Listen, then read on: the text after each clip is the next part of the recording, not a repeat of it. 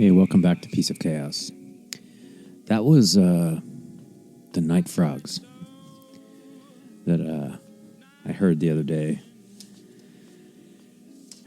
Not for the first time, but I really noticed them for the first time because my AirPods battery was dead. And I was walking the dog at night without my AirPods. And it was so loud that it was just overwhelming, and I had to take a minute to really stop and listen and record them. It was amazing. I don't know how many frogs it was, but it sounds like thousands. And at my old house back in Pennsylvania, that used to be kind of the sound in the backyard, and sometimes I'd just sit out on the porch and listen to the frogs, and there was a lot of different ones back in Pennsylvania. And it's interesting to try to sit and isolate down to one of the frogs maybe and just listen for one of the frogs, try to pick one voice out of it. But I don't know, I just thought that was kind of neat, and it reminded me of it reminded me of a few things. One is sitting on the back porch in Pennsylvania years ago. It's now been years ago since I did that. But it also reminded me of this book, The Island, by Aldous Huxley. The gist of it that brought this to mind was on the island, there's these birds, and they just say one thing, which is pay attention. And it just reminded me how much is constantly happening that we just aren't paying attention to and that we miss. And in fact, walking the dog at night here is not really something I do that often because there's a ton of coyotes around. I always see them in the neighborhood. I can hear them pretty much across the street. There's a big open field, a big park, and when they get a hold of something, there's, sounds like there's a dozen of them out there just yapping. And, we see them running around, and, my dog is bigger than any single coyote, but I still don't want to deal with it. It'll be a bloody mess. And you don't want to be involved with a pack of them, that's for sure. So it got me thinking about walking in general with noise-canceling headphones, AirPods, whatever. And by its very nature, canceling the noise is an interesting concept when you really start to break it down. And in this case, I just didn't want to. I stood there for much longer than the recording that I put on the beginning here. It's only a little 20-second clip or whatever, but I just stood there thinking, man, I could listen to this for hours and still not figure out a rhyme or reason to why they do that. I'm sure there is one, biological or otherwise, that makes them do that and at a certain time. And I don't know if it has to do with how much rain we've gotten or whatever, but they're always there, right? They're always there. They're always making that noise. And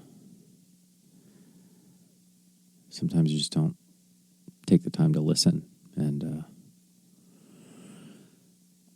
I don't know if it was because I was just feeling especially present or attempting to be especially present. This week was my 51st birthday, and it was rather uneventful, I would say, which I guess is fine. I've never been a huge birthday celebrator. I shouldn't say never. When I was a kid, I liked a good birthday party. I've been fortunate to have a few surprise birthdays thrown in my honor, which is always just it's interesting. It's great. It's beautiful, and I'm amazed that people even bothered to do that. But I generally don't like being the center of attention, I guess, which you would think, hey, why do you have a fucking podcast then? Yeah, it has nothing to do with attention, really.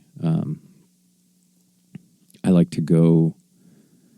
I think, I've realized through the pandemic, too, that I guess I'm an introvert that can use extroversion when I need to or want to for a short burst of time. But generally, I'm an introvert. And it takes a lot out of me to be social, more so since the pandemic, but definitely a party where you are the quote-unquote center of attention is a lot of pressure. You can't just sit and have a conversation with a few people or one person. You have to kind of mingle and go talk to a bunch of people, and it's never my jam to do that. I like to sit and just have long conversations with people, and can't really do that when you're the center of attention or the guest of honor, as it were. But having a birthday, not really a milestone, I don't think. I think, 51 is just, the next one until the next milestone, which, I don't know, what is it, 60? I guess, just because it's a round decade. 55 seems, I don't know, kind of cool, I guess, 55.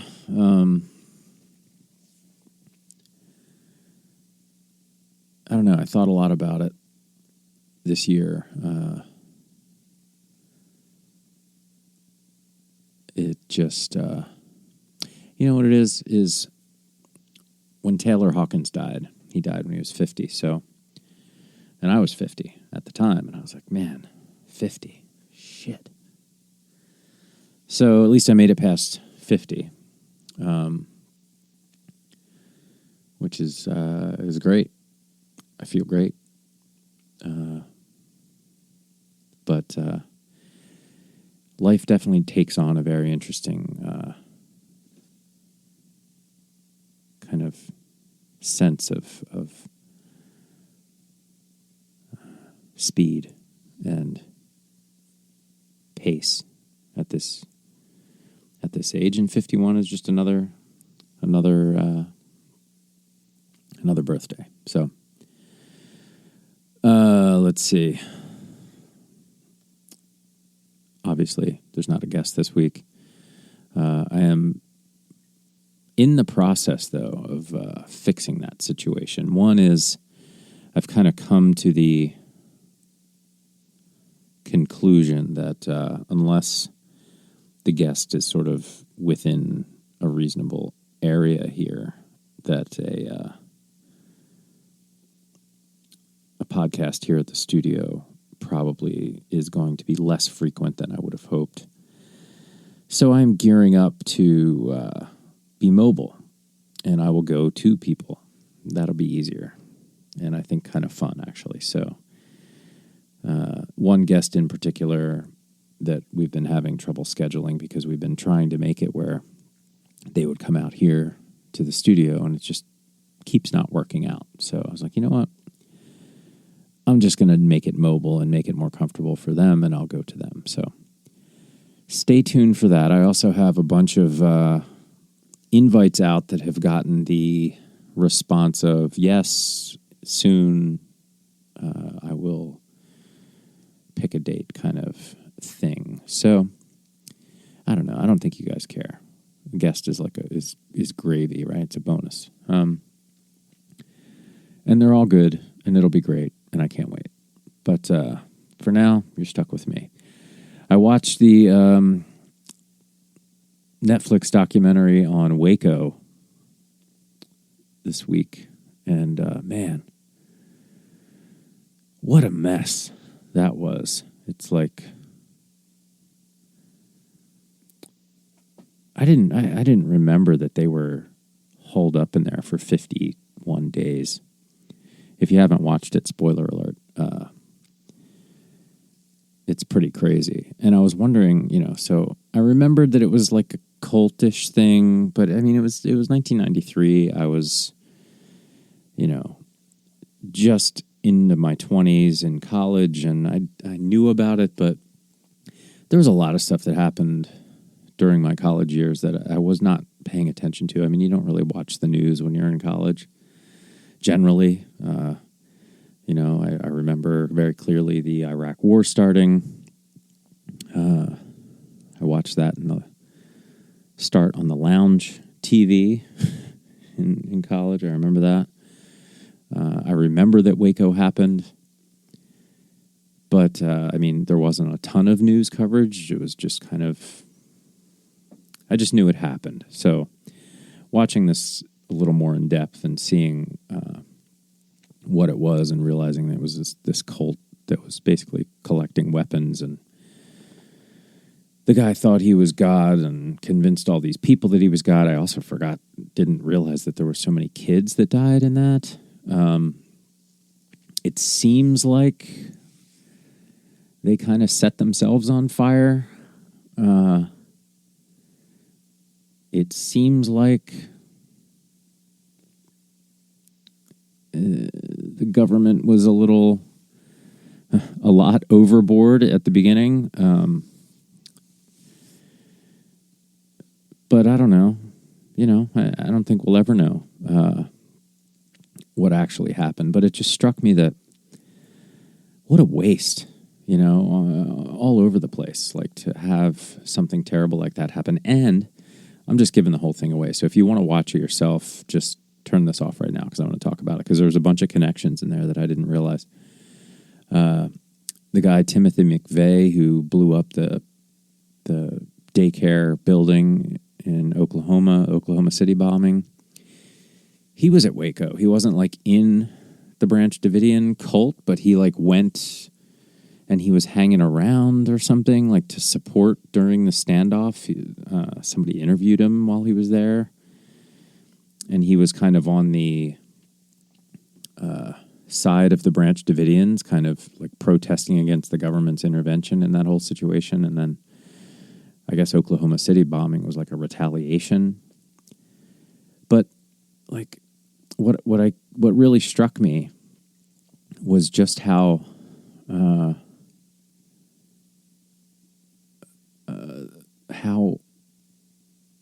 the thought process of all of those people involved in the cult was so odd. And like this, they interviewed this woman who survived, and it seems like she still believes that, in the cult or whatever. And she says a couple times these statements that like just have no meaning, at least that I can decipher or understand what she means. Like things like, I wasn't, like, it was the will of God, or, I was a vessel of God. It's like, okay, well, what does that mean? Actually, to do what?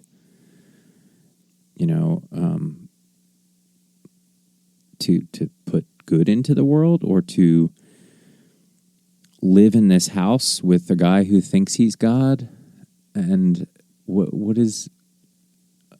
It's like these statements that just are empty, but that wholeheartedly believe them. And I just start wondering, well, how many other things are like that? How many other things do you just kind of say and assume that people understand what you mean without action. To say I'm a vessel of the Lord. Okay, well, in what way? What are you doing? What good are you putting out in the world? Who or what are you benefiting being that vessel? Because if you believe in a God in that sense, it would seem that would mean that you're on a mission to, in some way, enhance the world or someone else's experience of the world. And I just never get that part of it out of these cults and deeply religious messaging. They just seem kind of like, I don't know, word salad or something. I'd love somebody to explain it to me. But yeah, it was pretty disturbing to watch and to realize that there were so many kids in that building when it burned down. I think a similar thing happened in Philadelphia with the MOVE members, but on that one, I'm pretty sure the city just dropped a bomb on that building and blew it up. It didn't seem like that was the same thing that happened in Waco. But so many things are completely avoidable. So many horrible things are completely avoidable. Humans just do crazy shit to each other for not for no reason. They have reasons. It's just that their reasons are misguided, I guess. But it's just a shame. It's just a shame and sad that we have this beautiful planet. If we treat each other with kindness, listen to the tree frogs, the night frogs, just take it all in and chill the fuck out, the world could be a much, much better place. I guess the other thing this week that's interesting is the whole Congress TikTok situation, which is bananas. Like, it certainly seems to be that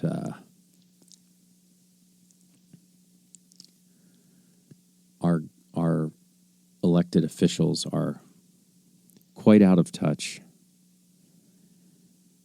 and don't seem to understand how the internet works.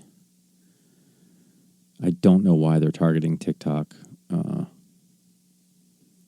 And not in defense of TikTok necessarily, maybe it isn't an instrument of the Chinese government. Maybe that's true. However,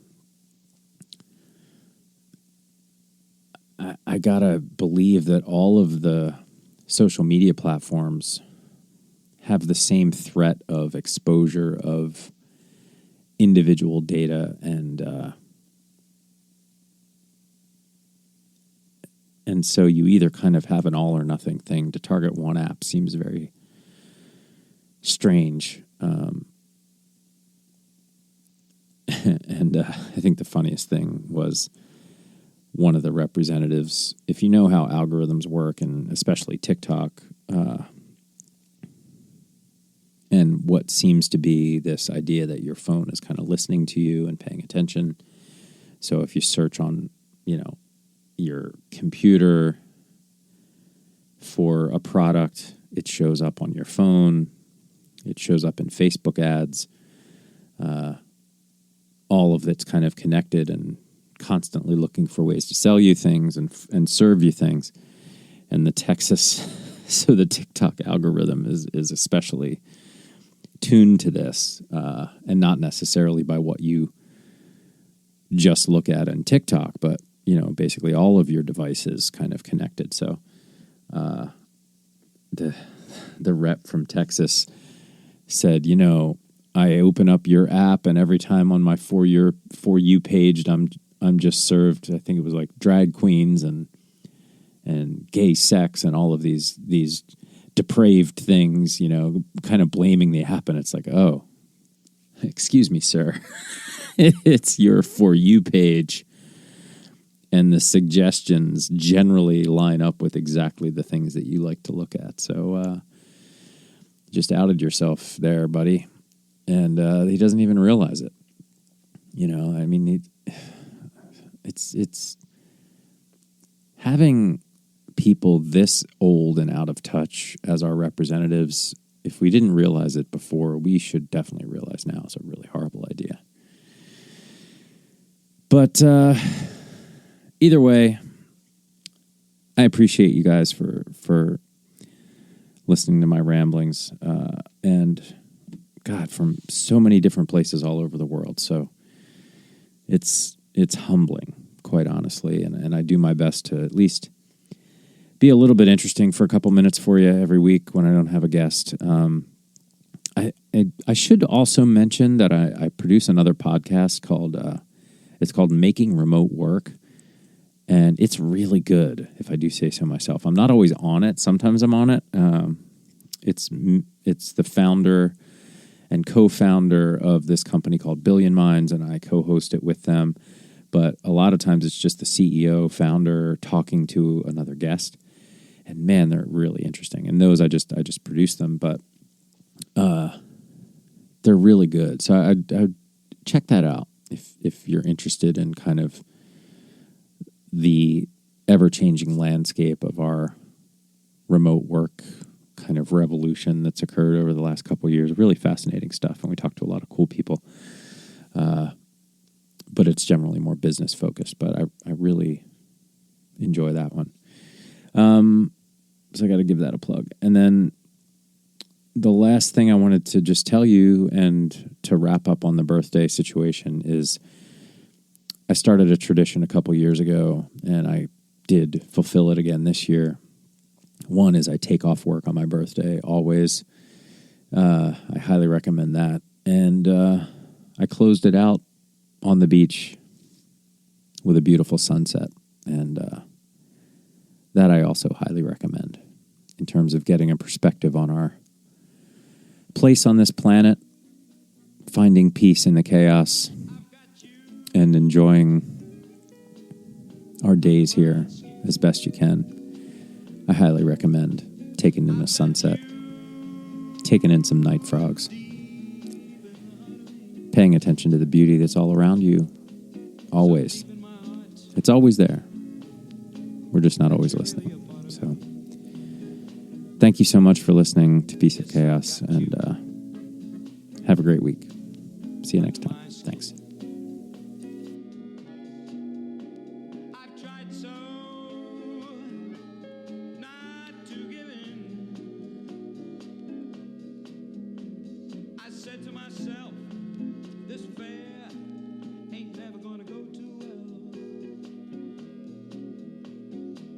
Should I try to resist when, baby, I know too well that I've got you under my skin? I'd sacrifice anything come what might for the sake of having you near, in spite of a warning voice that rings in the nights, repeats and repeats in my ear. Don't you know, little fool, you ain't never gonna win. Use your mentality. Wake up to reality. But each time I do, just the thought of you makes me stop just before I begin. Yes, I've got you under my skin. Hey there, you with the stars in your eyes. Love never made a fool of you. You used to be too wise.